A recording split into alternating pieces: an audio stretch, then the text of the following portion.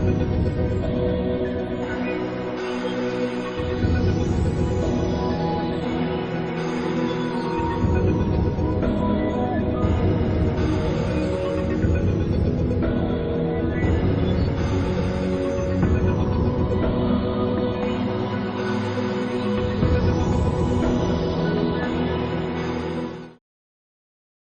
बिल्लाहि मिनश्शैतानिर्रजीम बिस्मिल्लाहिर्रहमानिर्रहीम युसब्बिहु लहु मा फिस समावाति व मा फिल अर्द अल्हम्दुलिल्लाहि रब्बिल आलमीन।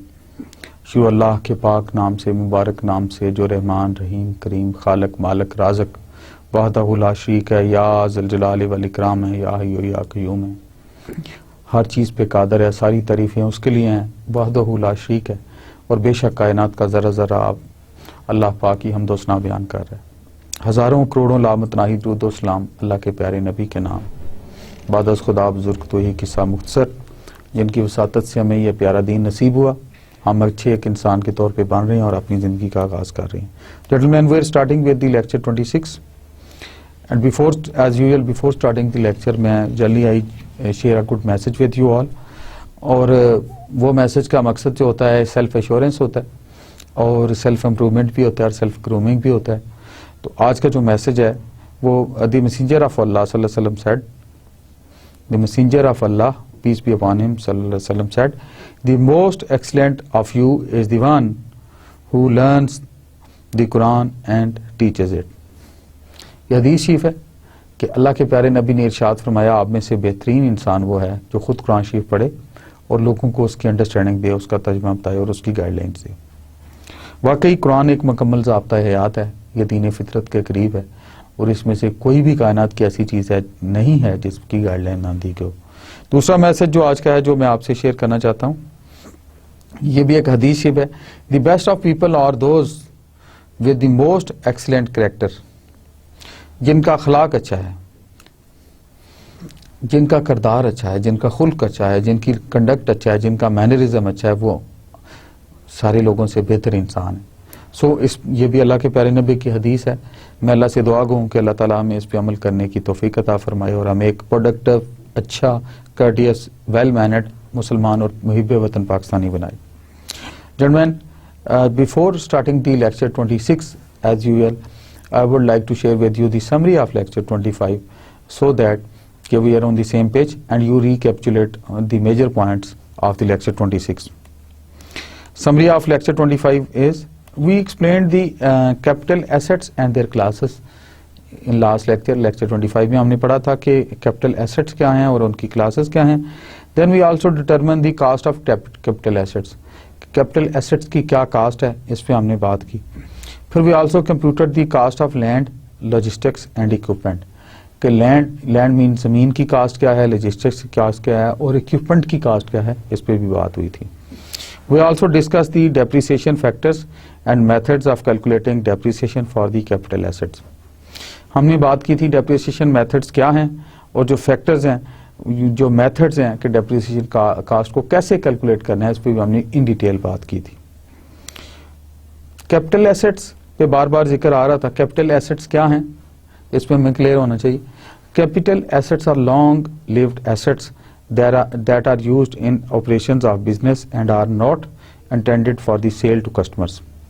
ये वो एसेट्स हैं जो बिजनेस पर्पस के लिए इस्तेमाल होते हैं, जो बिजनेस पर्पस के लिए यूज किए जाते हैं और generally they are not sold out. इनको रखा जाता है और इनको ये किसी फर्म की लिक्विडिटी के लिए, उसकी फाइनेंशियल हेल्थ के लिए ये बहुत ज़रूरी होते हैं। Capital assets are subdivided into two classes, ये दो क्लासेस में डिवाइड होते हैं। One is the tangible assets. Tangible assets वो होते हैं जिनकी फिजिकल वैल्यू होती है, with physical substance, they are known as the tangible assets. And the other one is the intangible assets.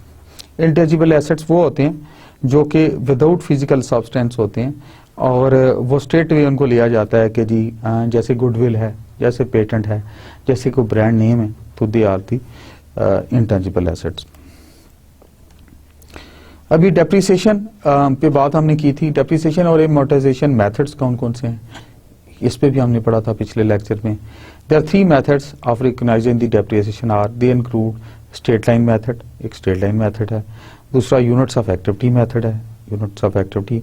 तीसरा डिक्लाइन बैलेंस मेथड है, डिक्लाइन बैलेंस मेथड्स भी उसमें आता है। Each method is acceptable under generally accepted accounting principles. जो GAAP हैं GAAP generally accepted accounting principles के under हर मेथड एक्सेप्ट किया जाता है। Management selects the method that is appropriate for their company, जो भी उसकी कंपनी के लिए अप्रोप्रिएट हो, and once a method is chosen it should be appreciated consistently. अभी हमने कवर कर ली लेक्चर 25 की समरी कवर कर ली। Now we will cover the lecture 26। Lecture 26 में आज हम इंशाल्लाह कवर करेंगे उसको। It covers the additional stock holders equity transactions and income disclosures. Additional stock holders equity transactions and income disclosures पे बात करेंगे हम इस पे। रिटेन्ड अर्निंग्स, सबसे पहले बात करते हैं कि जी रिटेन्ड अर्निंग्स क्या है। It is a cumulative net income of past years minus net loss and dividends declared during these years. पहली बात तो यह है कि रिटेन्ड अर्निंग्स है क्या। It is cumulated net income for the past years minus net losses and dividends declared during those years. Okay. Primary factors affecting retained earnings, जो retained earnings को प्राइमरी फैक्टर्स हैं कौन से इफेक्ट करते हैं। पहला है नेट इनकम और लॉस। जो भी नेट इनकम या लॉस है जो सबसे बेसिक फैक्टर्स है जो रिटेन्ड अर्निंग को अफेक्ट करता है। उसके बाद है restrictions of the retain earning. Retained earning की अपनी रिस्ट्रिक्शंस क्या हैं उस पर बात करेंगे। उसके बाद तीसरा फैक्टर है प्रायर पीरियड ऑफ एडजस्टमेंट, कि प्रायर पीरियड की एडजस्टमेंट्स क्या हैं, वो भी इसमें अहम तरीन चीज़ है। And then is the dividends, जो उसके डिविडेंड्स हैं वो भी इसमें रोल प्ले करते हैं। Restrictions on retain earnings, retained earnings पे रिस्ट्रिक्शंस क्या क्या हैं। Tells the financial statement reader that company may not pay out this part of retained earnings as dividends. पहली बात तो यह है कि ये रीडर को विजिबिलिटी देती है कि ये पार्ट ऑफ अर्निंग जो है may not be covered as are paid as the dividends. Required restrictions कौन कौन सी हैं। पहली रिस्ट्रिक्शन उस पर है to comply with legal all contractual limits on dividend distribution. जो भी डिविडेंड डिस्ट्रीब्यूशन की legalised terms and conditions and protocols हैं उसको फॉलो किया जाए। दूसरा वॉलंटरी है, वॉलंटरीली है to show reasons why management wishes to restrict dividends, कि वॉलंटरीली ये बताएंगे कि मैनेजमेंट क्यों रिस्ट्रिक्ट करना चाहती है इसको। प्रायर पीरियड एडजस्टमेंट्स, हमने वो फैक्टर्स में बात कर रहे थे हम। प्रायर पीरियड एडजस्टमेंट में क्या चीज कवर होती है। It is an error in preparing financial statements in one accounting period not discovered until letter period. ये फाइनेंशियल अपनी स्टेटमेंट्स हैं जो एक पर्टिकुलर एरिया के लिए अगले एडजस्टिंग पीरियड तक वो डिस्क्लोज नहीं की जाती। It also treat correction of errors, correction of errors को ट्रीट करती है। If material as adjustment of beginning retained earnings. It also adjust affected balance sheet account, जो अफेक्टेड बैलेंस शीट अकाउंट है उसको एडजस्ट करती है। It also adjust beginning retained earnings, जो भी बिगिनिंग रिटेन्ड अर्निंग्स है उनको भी एडजस्ट करती है। Dividends, dividends are the distributions of cash, जो कि कैश की डिस्ट्रीब्यूशन है। स्टॉक्स, जो स्टॉक की है, और other corporate assets to stock holders, जो भी स्टॉक होल्डर्स हैं उनको डिस्ट्रीब्यूशन ऑफ कैश, स्टॉक और other corporate assets to stock holders उसको ये डील करती है। Declaration decreases retained earnings, retained earnings को ये डिक्रीज करती है। When board directors takes formal action declaration dividends immediately become liability, वो इमीडिएटली पे लायबिलिटी बन जाते हैं। कैश डिविडेंड्स, कैश डिविडेंड्स क्या हैं। पहली बात तो है डेट ऑफ डिक्लेरेशन को कैश डिविडेंड्स क्या होंगे। They increase dividends nominal account, nominal account closed to retained earnings, increase dividends payable, जो है इंक्रीज डिविडेंड्स पेएबल को डेट ऑफ डिक्लेरेशन के लिहाज से कर देते हैं। Date of record, date of record की क्या है, उसकी कोई एंट्री नहीं होती है इसकी, और ये determines person who will receive dividends and stocks sold after is sold x dividends, वो उसके बाद एक्स डिविडेंड हो जाता है जो स्टॉक सेल आउट कर दिया जाता है। फिर डेट ऑफ पेमेंट पे कैश डिविडेंड्स के क्या रूल हैं। It decreases cash obviously and decreases dividends payable, और ऑब्वियसली कैश भी डिक्रीज करता है और आल्सो डिक्रीजेस डिविडेंड्स पेएबल, उनको भी डिक्रीज करते हैं। cumulative preferred in arrears. First must pay arrears, then pay current period preferred, जो भी current period preferred है उस पर बात होती है, and then common is entitled to dividends. Issuance of additional shares of authorized stock. Authorized stock के additional share कैसे issue होते हैं? Reasons. It needs to conserve the cash को conserve किया जाता है. Give measures of company success, जो भी company उसकी success की measure किया देता है. It also increases permanent capitalization, उसको भी increase करता है. And it also decrease the market price, जो भी market price है उसको भी ये decrease करता है. हम बात करेंगे अभी कि small stock dividends. Small stock dividends क्या है? They involve less than 20 to 25% of the previously outstanding shares. ये पुराने आउटस्टैंडिंग शेयर्स की 20 से 25% पे उनको इन्वॉल्व करते हैं. और they also transfer from retained earnings to the paid in capital an amount equal to the market value of shares. Market value of shares के इक्विवेलेंट इनको डिस्पोज ऑफ किया जाता है. Reasoning is that small stock dividends don't decrease market value significantly. उसकी reason ये इन्होंने रखी है कि करंट मार्केट के लिहाज से कि ये कोई बहुत ज्यादा सिग्निफिकेंटली मार्केट वैल्यू को डिक्रीज नहीं करती. Date of declaration small stock dividends की डेट ऑफ डिक्लेरेशन क्या होगी? They increase the stock dividends a nominal account close to the retained earnings for market value. Okay. They also increase stock dividends to be issued for the par value. Increase paid in capital excess over par for differences. ये different differences के लिए लेते हैं उनको. Stock dividends to be issued appears in paid in capital. जो भी stock dividends होते हैं to be issued generally appears in paid in capital होते हैं. Date of payment इसकी क्या होती है? They decrease stock dividends to be issued. जो भी stock dividends हैं उनकी decrease करते हैं. And they also increase the stock और स्टॉक को इंक्रीज करते हैं. लार्ज स्टॉक डिविडेंड्स, पहले हमने स्मॉल स्टॉक डिविडेंड्स की बात की थी, अभी लार्ज स्टॉक डिविडेंड्स की बात करते हैं. They involve more than 20 to 25% of previously outstanding shares.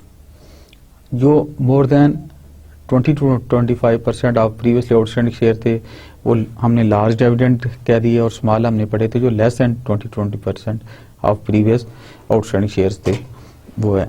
So in case of large, we have more than 20 to 25% of previously outstanding shares. They transfer from the retained earnings to paid in capital an amount equal to par value of shares. Yet they also transfer from the retained earnings to paid in capital an amount equal to par value of the shares. उसके equivalent होते हैं. Reasoning is that large stock dividends should decrease market value. उसकी reason है कि large stock dividend जब भी आप ज़ाहिर इन पे हाथ डालेंगे तो मार्केट वैल्यू डिक्रीज करेगी, उसको अफेक्ट करेंगे. Date of declaration, it increase stock dividends, उस दिन ये इंक्रीज स्टॉक डिविडेंड्स होती है. A nominal account close to retained earnings for par value. Okay. They also increase stock dividends to be issued for the par value. Stock dividends to be issued appears in paid in capital. ये paid in capital के तौर पे issue किया जाते हैं. Date of payment इनकी क्या होती है, उसको कैसे हैंडल किया जाता है लार्ज स्टॉक डिविडेंड्स के केस में? They decrease stock dividends to be issued decrease stock dividends to be issued. कि जब डिक्रीज स्टॉक डिविडेंड्स में वो उस तरह होती है, and they obviously increase stock के केस में भी होती है. No will just come on to जो कि कंसेप्चुअली बहुत क्लियर पॉइंट है जिस पे आपको ज्यादा फोकस करना चाहिए कि इफेक्ट्स ऑफ स्टॉक डिविडेंड्स, चाहे वो लार्ज हो या स्मॉल हो के स्टॉक डिविडेंड्स के इफेक्ट्स क्या हैं उसको देखते हैं. पहले आते हैं कि स्मॉल स्टॉक डिविडेंड्स के क्या effects. Increase paid in capital by market value of shares issue in dividend. Okay. They also decrease retained earnings by market value of shares issued in dividend. They also capitalise makes permanent sum of retained earnings. जो retained earnings की permanent sum है ये उसको भी deal करते हैं. No will cover the stock split. Stock split क्या है? Stock split decreases the par और दी स्टेटेड वैल्यू पर share and increases number of shares issued proportionally. ये बहुत कंसेप्चुअल पॉइंट है, इस पर जरा फोकस करें, हमें ज्यादा इस पर जरूरत है थोड़ा टू बी क्लियर अकाउंटिंग में शेयर्स में डिविडेंड्स के पॉइंट ऑफ व्यू से. कि स्टॉक स्प्लिट क्या है? स्टॉक इट डिक्रीजेस द पार और स्टेटेड वैल्यू पर share and increases number of shares issued proportionally. ये डिक्रीज करती है पार वैल्यू और इंक्रीज करती है number of share issued proportionally. ठीक है। Total paid in capital remains the same. जो पेड इन कैपिटल है वो कांस्टेंट रहता है, सेम रहता है। Total retain earnings remain the same. Total retain earning भी कांस्टेंट रहती हैं और they remain same. And market value of shares proportionally, वो market value of shares decrease proportionally, वो प्रोपोर्शनली डिक्रीज हो जाती है जो शेयर की मार्केट वैल्यू होती है। अभी हम बात करेंगे ट्रेजरी स्टॉक की। ट्रेजरी स्टॉक क्या है, जरा इस पर फोकस कीजिएगा। It is the shares of own stock acquired by the corporation. जो कॉर्पोरेशन ने अपनी स्टॉक के शेयर किए हुए हैं, एक्वायर किए हुए हैं, उसका नाम ट्रेजरी स्टॉक है। Acquisition reduces assets and stock holders equity. Obviously assets reduce हो जाती हैं और स्टॉक होल्डर्स इक्विटी से बढ़ जाएगी, अंडरस्टूड। और they also shown as deduction from the stock holders equity, और ये डिडक्शन के तौर पे स्टॉक होल्डर की इक्विटी से शो किए जा रहे हैं। इनकी एक्विजिशन कैसे की जाती है? They increase contra owners equity account, treasury stock by cost, and obviously they also decrease the cash। ये दोनों के इम्पैक्ट्स हैं जो एक्विजिशन के वक्त जनरेट होते हैं और जो अफेक्ट आते हैं जो अकाउंटिंग प्रोसेसेस पे या फिनांस पे। They also reissuance above cost. जो ट्रेजरी स्टॉक की रीइश्यूएंस होती है वो कैसे डील की जाती है? They increase cash by proceeds. Cash को प्रोसीड्स के साथ इंक्रीज करते हैं। And they decreases treasury stock by cost, और ट्रेजरी स्टॉक को बाय कॉस्ट करते हैं। And they also increases paid in capital from the treasury stock transactions bye difference. ये इंक्रीज करते हैं capital from treasury stock transactions bye difference, difference के साथ उसको करते हैं। री इशुएंस बिलो कास्ट। अगर बिलो कास्ट पे हों, जो एक तो रूटीन कास्ट है, अबव कास्ट है, बिलो कास्ट है, तो बिलो कास्ट पे क्या इफेक्ट होगा? They increase cash by proceeds. Cash को प्रोसीड्स के साथ इंक्रीज कर देते हैं। Decrease treasury stock by cost, और कास्ट का ट्रेजरी स्टॉक बाय कास्ट को इंक्रीज कर देते हैं। And they decrease paid in capital from treasury stock transaction bye difference, और डिफरेंस आ जाता है पेड इन कैश पे, इस पे। और अगर ये बिलो कास्ट हो तो obviously if paid in capital from treasury stock transaction doesn't exist, decrease any paid in capital from the same class of stock, और retained earnings पे भी इफेक्ट करते हैं, जो कि एक जरूरी पॉइंट है जो कि कंसेप्चुअली हमें अंडरस्टैंड करने की जरूरत है। We were talking about the book value of the common stock। common stock की book value क्या है? Divide stockholders equity available to common stockholders by number of shares outstanding। Stock holders equity जो है available है, number of share outstanding को जब divide करेंगे तो book value of the common stock आ जाएगी हमारे पास। When more than one class of stock is outstanding, जब एक से ज्यादा क्लास जो आउटस्टैंडिंग हो, फिर उसके बाद क्या करेंगे? Subtract liquidation claims of non common from the total stock holders equity to determine the equity available to the common. उसमें से जो अनकॉमन है उनको माइनस करके अवेलेबल इक्विटी निकाल के, और वही फार्मूला जो ऊपर हमने बुलेट 1 में बताया उसको करेंगे। फॉर एग्जाम्पल, ये बड़ी अहम है, इसको जरा आप कंसेप्चुअली अंडरस्टैंड कीजिएगा, क्योंकि ये इक्विटी, शेयर्स और कॉमन स्टॉक की रिलेशनशिप बता रही है, तो हमें we should be understanding and focusing it much. Presentation of stock holders equity. Paid in capital. Paid in capital में जो हुए स्टॉक में क्या आता है? Common stock $1 par। It means that 10,000 shares authorised and 8,000 shares issued, so $8,000 की वो value आ गई। उसके बाद एडिशनल पेड इन कैपिटल हो गया। Paid in capital excess over par common, that is $24,000। Total paid in capital हो गया $32,000। अभी रिटेन्ड अर्निंग्स इसमें से क्या आई? आगे रिटेन्ड अर्निंग्स की एग्जांपल आ रही है। Restricted for plant expansion, that is $10,000 plant expansion के लिए। Then unrestricted amount थी $50,000। Total retained earning was $60,000। Total paid in capital and retained earning became $60,000, ये आ गया, और पिछले अमाउंट एड ऑन करके $32,000, it becomes the $92,000। Deduct treasury stock, जो treasury stock था हमारा 1,000 कर लिया। अभी टोटल स्टॉक होल्डर्स इक्विटी आ गई $91,000।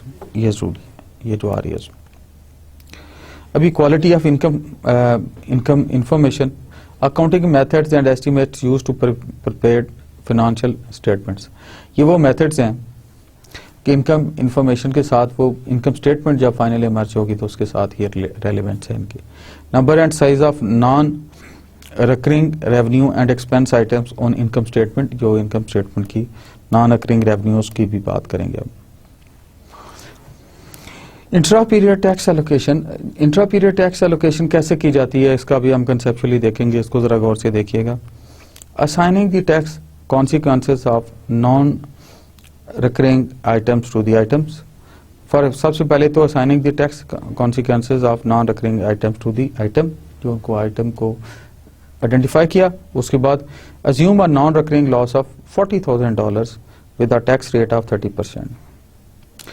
लॉस हो गया $40,000 हो गया और टैक्स रेट उसका 30% है। सो लॉस 40,000 था, tax saving due to loss was 12,000, वो 30% निकल आई उसकी, and loss net of tax that was 28,000। Loss net of tax, जो टैक्स का लॉस हुआ that was $28,000। Now continuing operations, financial statement users want to know income from continuing operation. जो continuing operation से income हो रही है, बाज cases में फाइनेंशियल स्टेटमेंट को यूज करने वाले लोग हैं उसमें भी इंटरेस्टेड होंगे, इसको कैसे हैंडल करेंगे। It is important number for predicting the future earnings. इसी से प्रेडिक्ट हो सकता है कि इस फर्म की फाइनेंशियल हेल्थ क्या और फ्यूचर अर्निंग से क्या स्टेटस होगा और क्या उसकी परसेप्शन, क्या आउटपुट्स होंगे, क्या कंक्लूजन्स होंगी, उस पर बात होती है जी। Non recurring income statement items कौन कौन से होते हैं? Non recurring income statement items में पहले आता है डिसकंटिन्यूड ऑपरेशंस, जो कि डिसकंटिन्यू हो गए ऑपरेशंस वो होते हैं। Then it covers the extraordinary items, जो एक्स्ट्राऑर्डिनरी आइटम्स है उनकी बात हम करते हैं। Then it covers the cumulated effect of change in accounting principle, जो कम्युलेटेड इफेक्ट है चेंज इन अकाउंटिंग प्रिंसिपल उसकी हम बात करते हैं। डिसकंटिन्यूड ऑपरेशंस कौन से हैं? अ लाइन ऑफ बिजनेस और class of customer may qualify as discontinued segment, जो discontinued segment के तौर पर उसको पढ़ा जाता है। When management decides to dispose of a segment, results for segment must be reported separately, इसको separately बताना चाहिए। We're talking about the discontinued operations की हम बात कर रहे थे कि discontinued operations क्या हैं। Two elements reported for discontinued segments, one is the operating income और loss for the period, वो है, और दूसरा gain और loss on disposal of the segment, जो गेन और लॉस है disposal of segment. Each element reported net of tax, her element ने रिपोर्टेड नेट ऑफ टैक्स किया, उससे वो क्लियर होता है कि टैक्स का नेट क्या आ रहा है, नेट इफेक्ट क्या आ रहा है। एक्स्ट्राऑर्डिनरी आइटम्स, एक्स्ट्राऑर्डिनरी आइटम्स की बात करते हैं हम। Gains and losses that are both unusual and infrequent, ये वो गेन्स और लॉस हैं जो अनयूजुअल भी हैं और इनफ्रीक्वेंट भी हैं, ये उनको दिया जाता है। It also must consider the environment in which firm operates, ये उनको कंसिडर करती हैं जिनमें फर्म ऑपरेट करती है। And they reported net of tax, जो नेट ऑफ टैक्स की है उसकी रिफ्लेक्शंस करते हैं ये। Examples of extraordinary items, extraordinary items की क्या क्या एग्जांपल्स हैं? One is the uninsured losses from earthquakes and fires, uninsured losses from the earthquakes and fires. बाज़ केसेस में अनइंश्योर्ड लॉसेस होते हैं जो अर्थक्वेक वगैरह से, बारिश से, सैलाबों से, जो ये अचानक आ जाती है, फटीक आ जाती है, ये लॉसेस हो जाते हैं रेनी सीजन से, थंडर स्टॉर्म से, और अनइंश्योर्ड वो लॉसेस हैं। गेन्स और losses from early retirement of debit, debit की अर्ली रिटायरमेंट से जो डेबिट होल्डर है उसकी गेन और लॉसेस जो उस वजह से मिलते हैं। Gain and losses from the passing a new law, Pakistani नए लॉ को जो है उसमें जो कंट्रीब्यूशन है उसके गेन और लॉसेस को भी हैंडल करते हैं। And gain and losses from the foreign, जो फॉरेन से गेन्स और लॉसेस होती हैं उनकी भी बात करते हैं। Foreign governments taking business property, जो कि बिजनेस प्रॉपर्टी को ले रही है उसमें से गेन और लॉसेस जो भी रिफ्लेक्ट हों वो इसमें किए जाते हैं। हम बात करेंगे changes in accounting principle, accounting principle में क्या चेंजेस आएंगे इससे।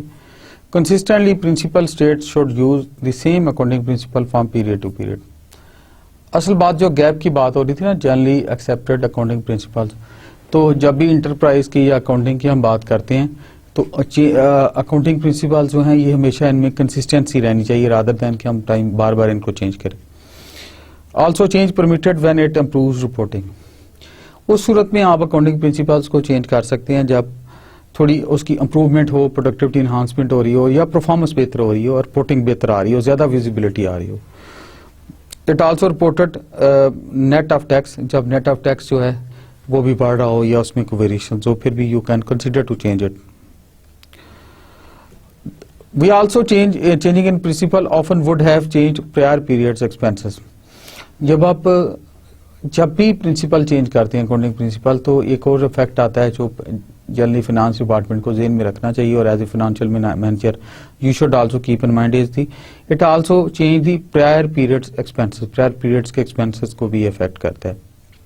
Total change in net income for prior periods is cumulated effect of a change in accounting principles. बाज केसेस में जो total change in income statement है, जो नेट इनकम है, वो भी जब हम ये चेंज करेंगे अकाउंटिंग प्रिंसिपल तो प्रायर पीरियड में वो नजर आ सकती है।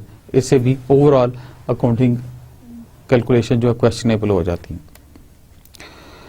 No reporting earnings per share, के पर शेयर जो अर्निंग्स हैं उनको कैसे रिपोर्ट करते हैं, उसका क्या प्रोसीजर है और क्या उसके कंसेप्ट क्या है।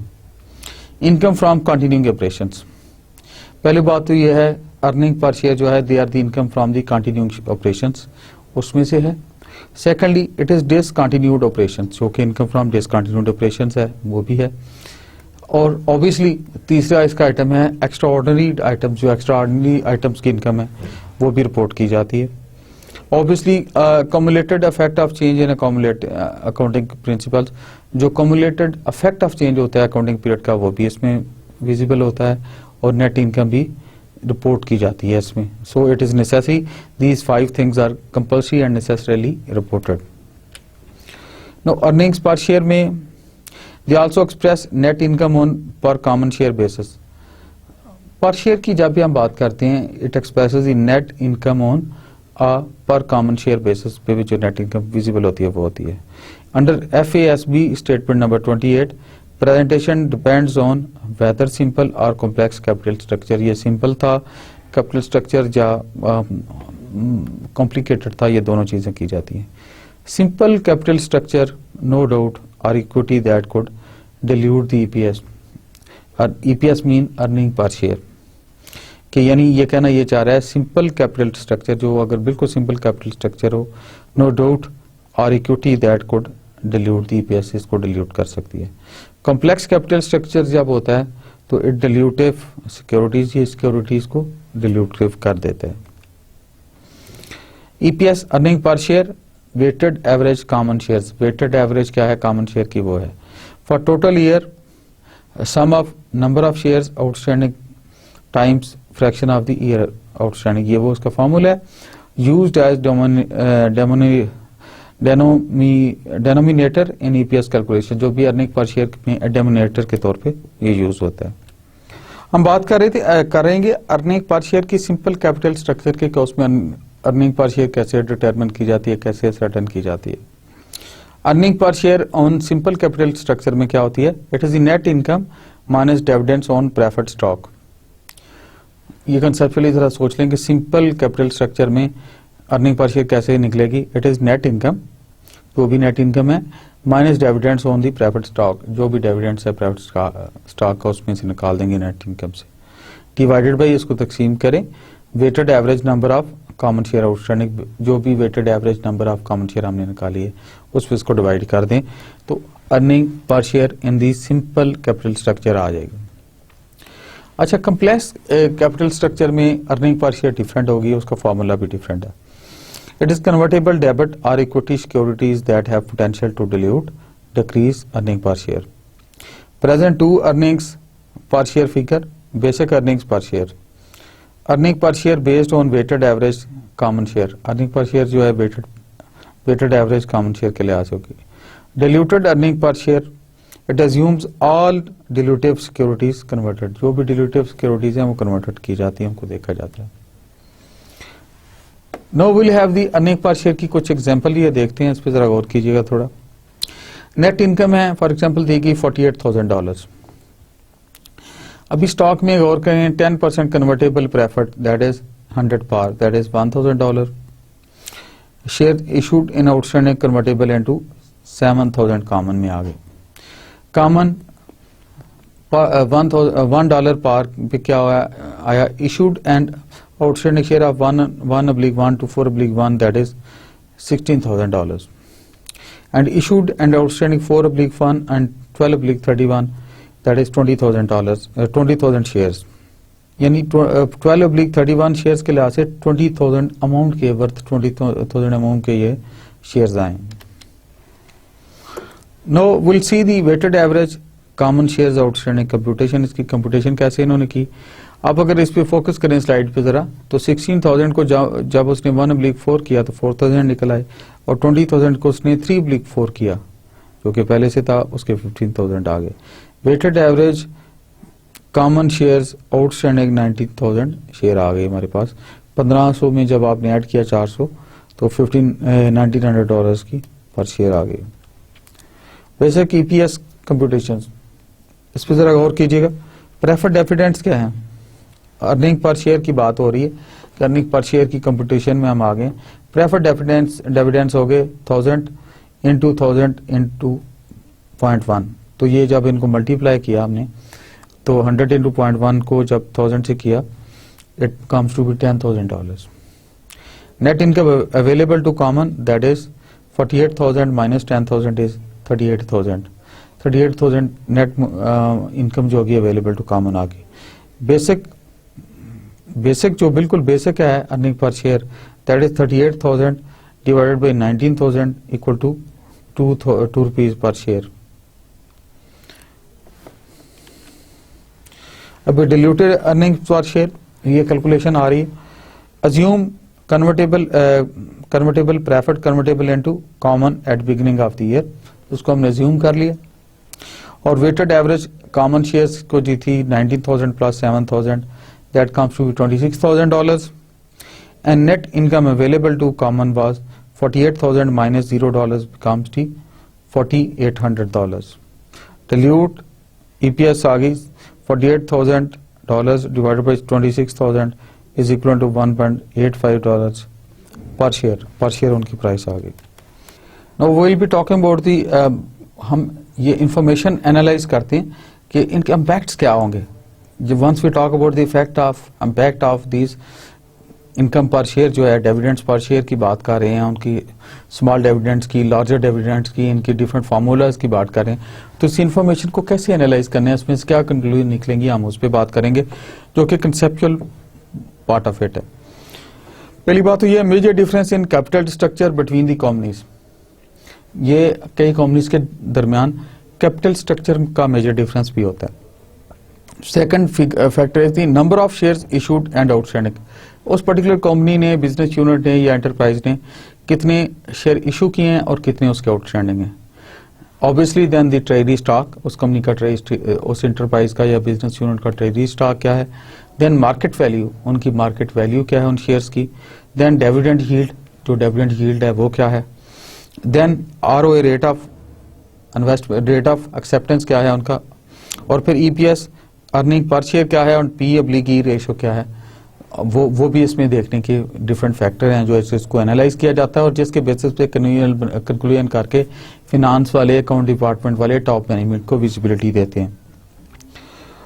नो जेंटलमैन, हम इसमें जो बातचीत हमने सारी की आपसे, डिफरेंट शेयर्स की, अर्निंग पर शेयर पे बात हुई, डिविडेंड्स पे बात हुई, स्मॉल डिविडेंड्स पे बात हुई, मेजर डिविडेंड्स पे बात हुई। अभी हम थोड़ा सा इनको प्रैक्टिकली एक डिफरेंट एग्जांपल्स के थ्रू देखते हैं so that we are conceptually clear, और आपको for the long run clarity इसमें ज्यादा आ जाएगी। We go through a case study, banner publications की केस स्टडी है, इसको कहते हैं जी पार्शियल बैलेंस शीट है इनकी। Banner publication was organized early in 1996 में की पुरानी एंटरप्राइज यूनिट है with authorization to issue 20,000 shares of $100 par value preferred stock and 1 million shares of 1 par value common stock। common stock के ये याद रखें 100 par के लिहाज से उन्होंने 20,000 के उनको अलाउड थी शेयर इशू करना, और $1 par पे उनको तकरीबन अलाउड थे 1 million shares।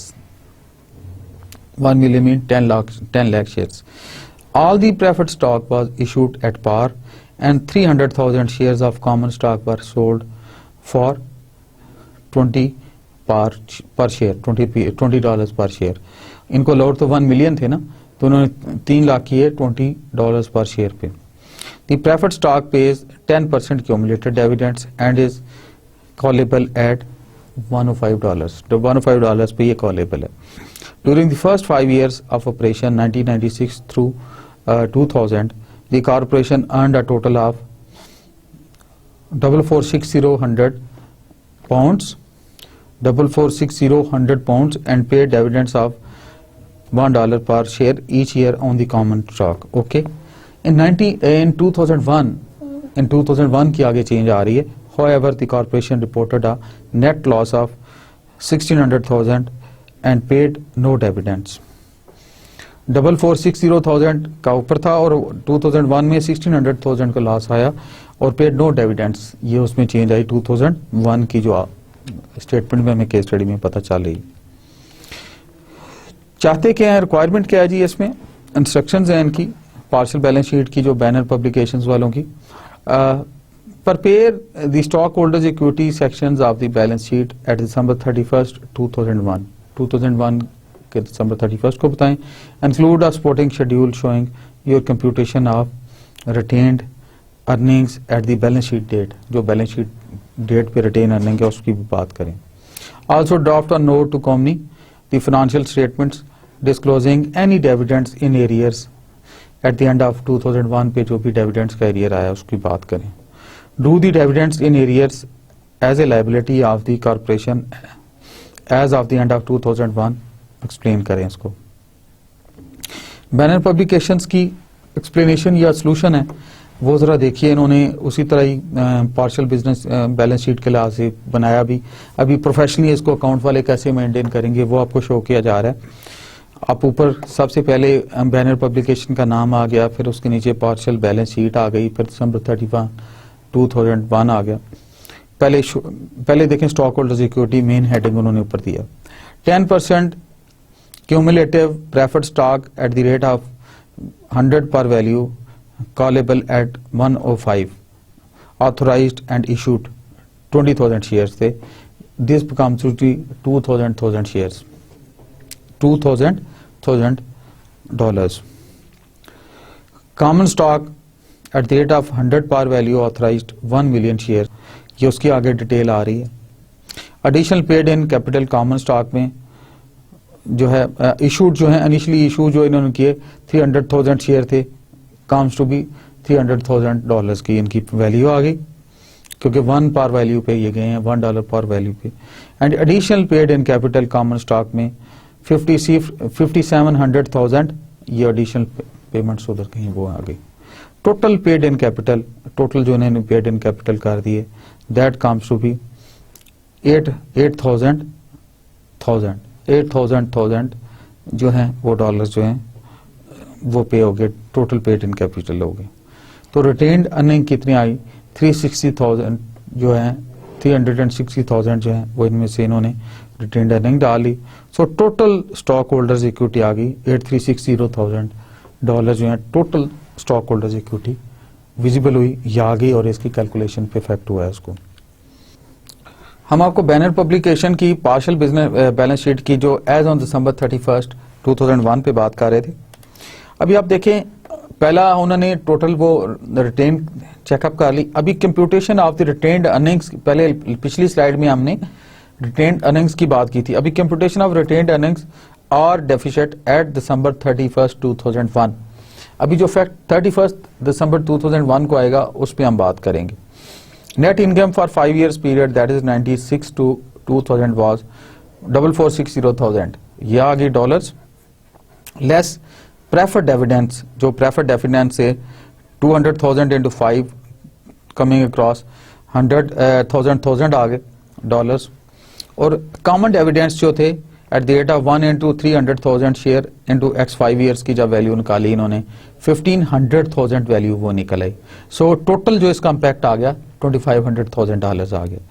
So retained earnings on December 31st 2000 जो निकली इन सबको एड ऑन जब किया it comes to be $1960,000 as shown on this view file.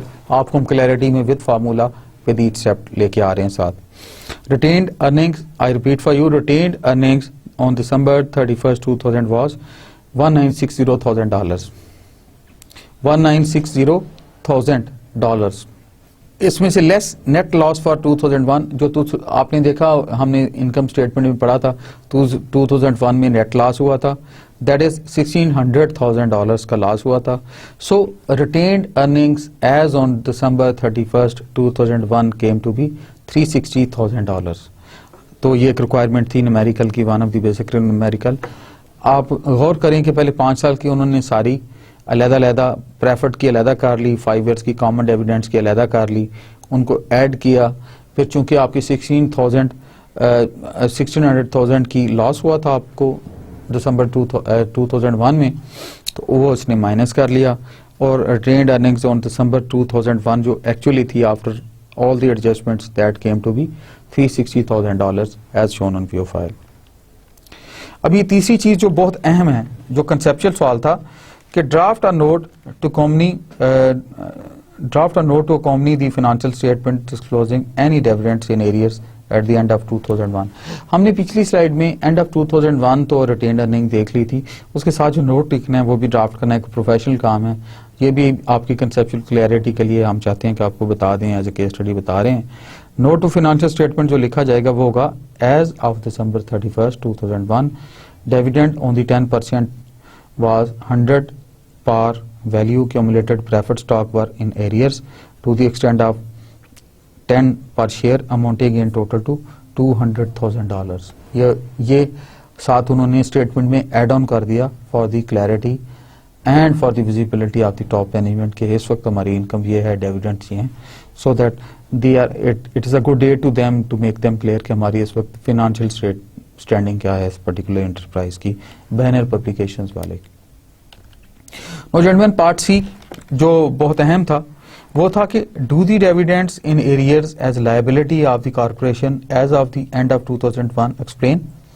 इसको भी एक्सप्लेन करना था कि क्वेश्चन था do the dividends in arrears as liability of the corporation as of the end of 2001 explain. Now, ये एक जैसे नहीं होंगे. Dividends do not represent a liability of the corporation until they are declared by the board of directors. Board of directors officially obviously as per law उनको declare करता है, तब वो उसकी liability बनते हैं, उससे पहले नहीं बनते. तो ये इसमें एक conceptual point था we wanted to bring at home for you. Now gentlemen, another case study, चूंकि हम academical बात करते रहे हैं तो मैं चाहता हूं कि आप conceptually भी clear हों गैप के तहत या नहीं एक्सेप्टेड प्रिंसिपल के तहत, अकाउंटिंग प्रिंसिपल के तहत भी डिविडेंड्स का कंसेप्ट भी क्लियर हो आपको. जो हमने आपको डिफरेंट फार्मूलाज बताए हैं उसकी प्रैक्टिकल एप्लीकेशन भी आए, तो इसलिए हम आपको एक दूसरी केस स्टडी बताने लगे हैं. This is Manhattan transport company की स्टेटमेंट है जो केस स्टडी आपसे शेयर करते हैं. मारिया मर्टिजन organised a Manhattan company in January 1998.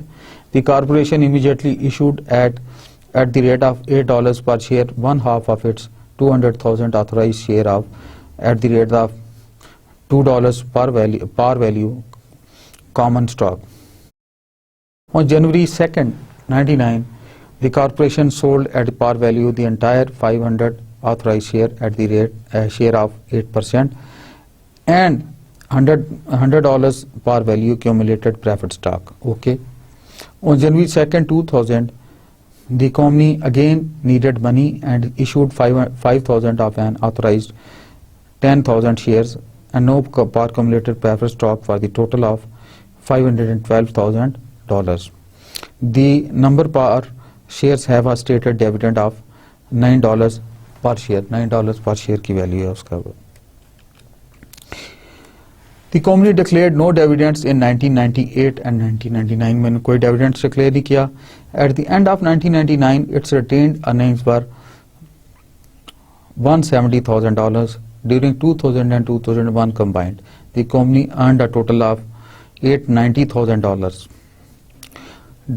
Dividends of 50 cents per share in 2000 and $1.60 per share in 2001 paid on the common stock. ये common stock को भी पे किए गए थे. अच्छा, इनकी रिक्वायरमेंट्स क्या है? इंस्ट्रक्शंस क्या हैं उसको देखते हैं, ताकि आप कंसेप्चुअली हर एंट्री पोस्ट करनी है आपको आज और क्लैरिटी भी हो कि कौन सी चीज़ कैसे पोस्ट करनी है और किधर है।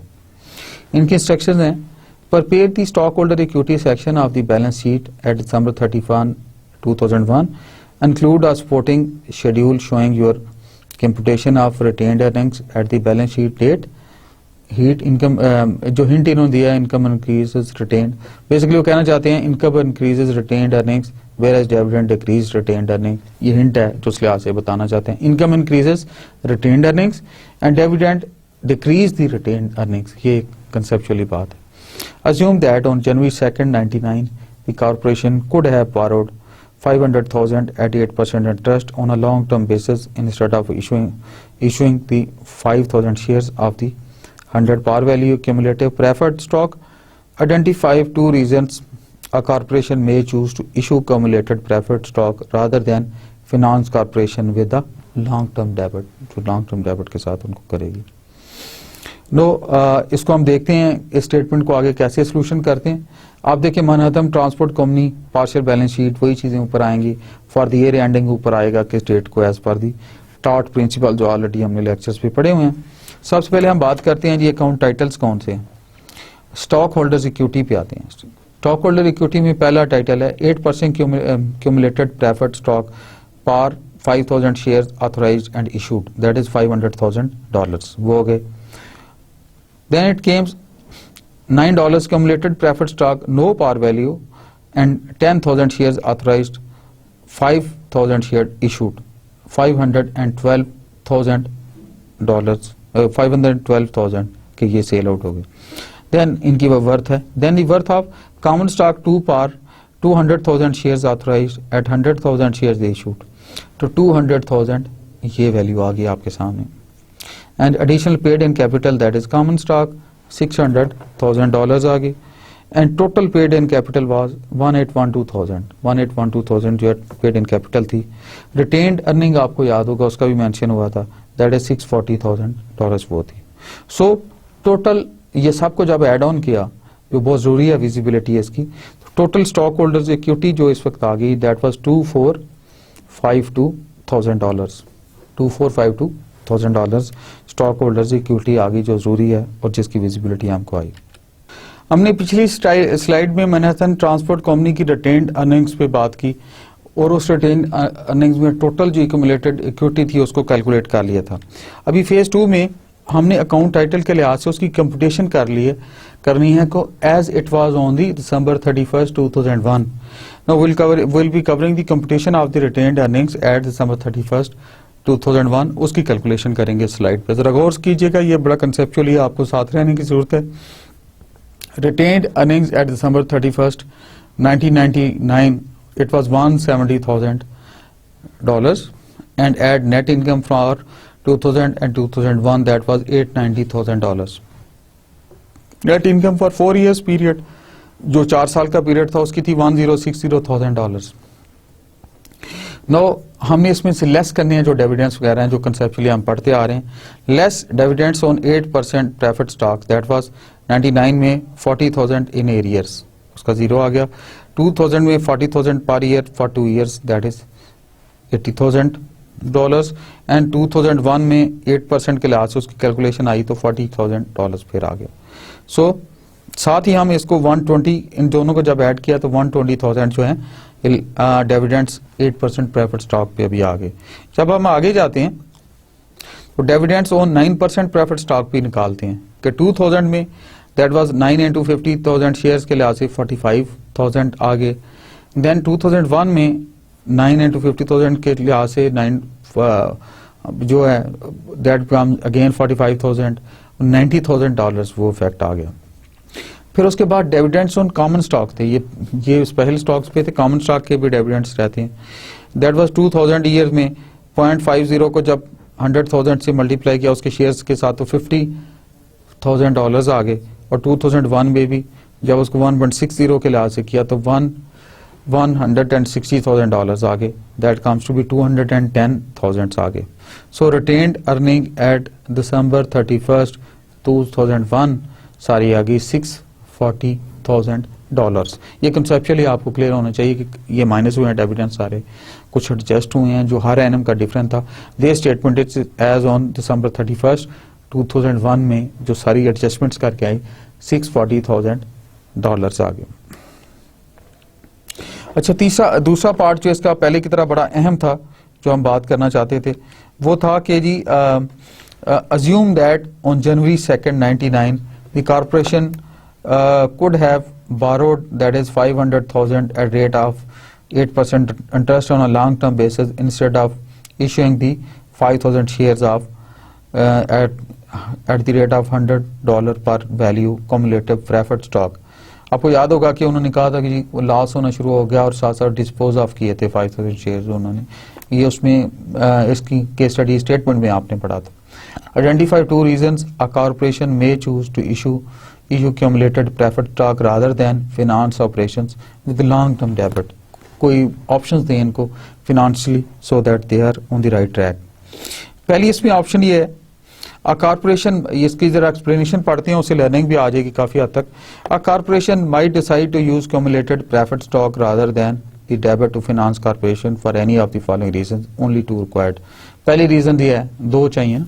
पहली रीजन ये है, although cumulated dividends must eventually be paid if the corporation is profitable, okay, they don't have to be paid each year and don't become a legal obligation of the corporation until they are declared। Interest on debit is a legal obligation of the corporation and must be paid each year। Interest on debit जो है वो legal है और हर साल पे होना चाहिए। दूसरी बात, debit must be repaid at some future date, किसी फ्यूचर डेट में भी पे री हो सकता है। To be permanent source of capital, debit must be periodically रीफिनांस।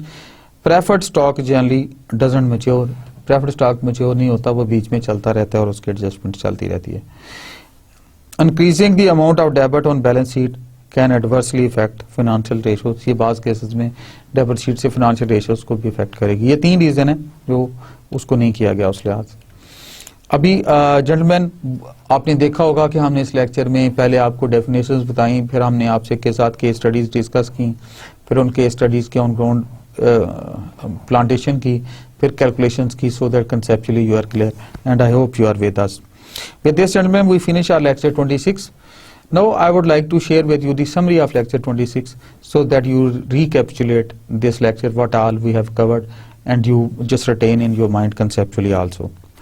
हमने इसमें सबसे पहले जो after the studying this chapter the following are the learning objective जो हमने पढ़ा इसमें देखा, we discuss the advantage and disadvantage of the organizing business as corporation, कि बिजनेस कॉर्पोरेशन के तौर पे अगर हम चलाते हैं तो उसके एडवांटेज डिसएडवांटेज क्या थे। We also discuss the retained earnings and restrictions on the retained earnings, हमने रिटेन्ड अर्निंग की बात की और रिटेन्ड अर्निंग पे जो रिस्ट्रिक्शंस हैं शुरू में हमने उस पर भी बात की।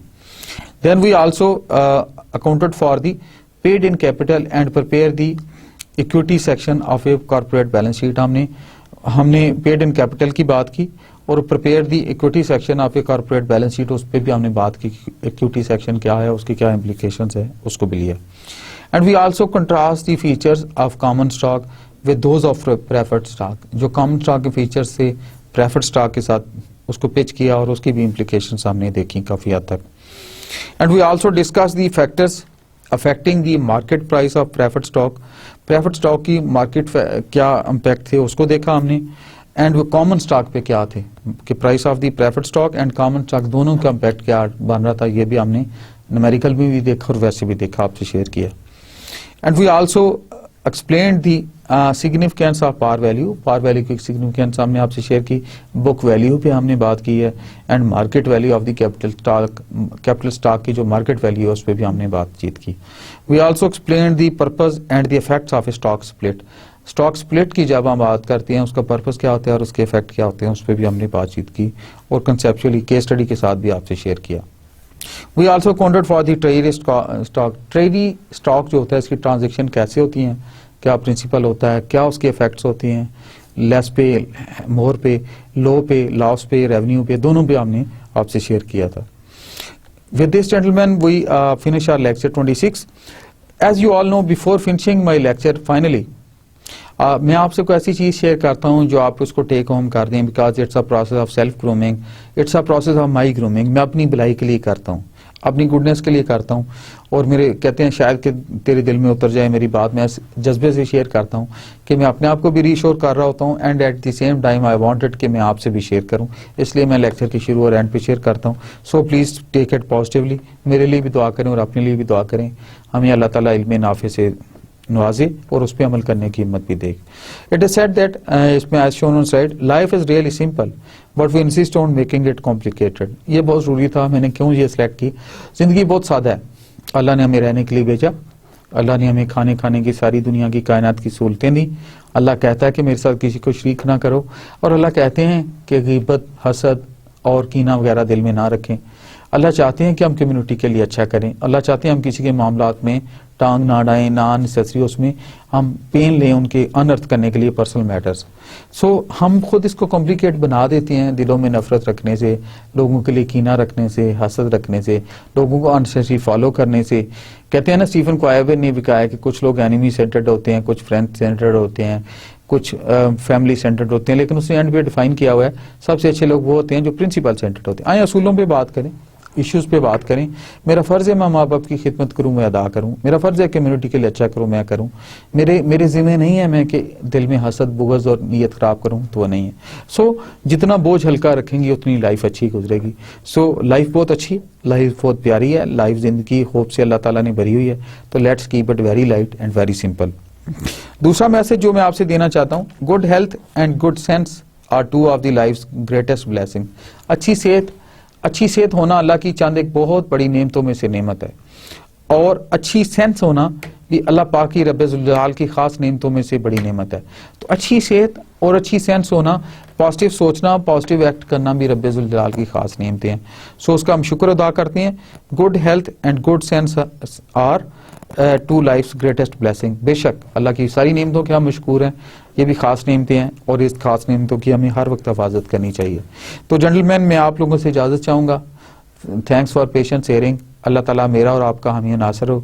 अल्लाह ताला मुझे और आपको वालिदैन की खिदमत करने की हिम्मत अता करे। अल्लाह ताला मेरे और आपके दिल की सारी दुआएं कबूल करे, और हमें कम्युनिटी के लिए हमेशा, पाकिस्तान के लिए, अपनी सोसाइटी के लिए, अपनी कम्युनिटी के लिए, अपने प्यारों के लिए एक मुस्बत तर्ज़ अमल इख्तियार करने की हिम्मत दे। Thank you very much. अल्लाह हाफिज़, फ़ी अमानिल्लाह। अस्सलाम वालेकुम।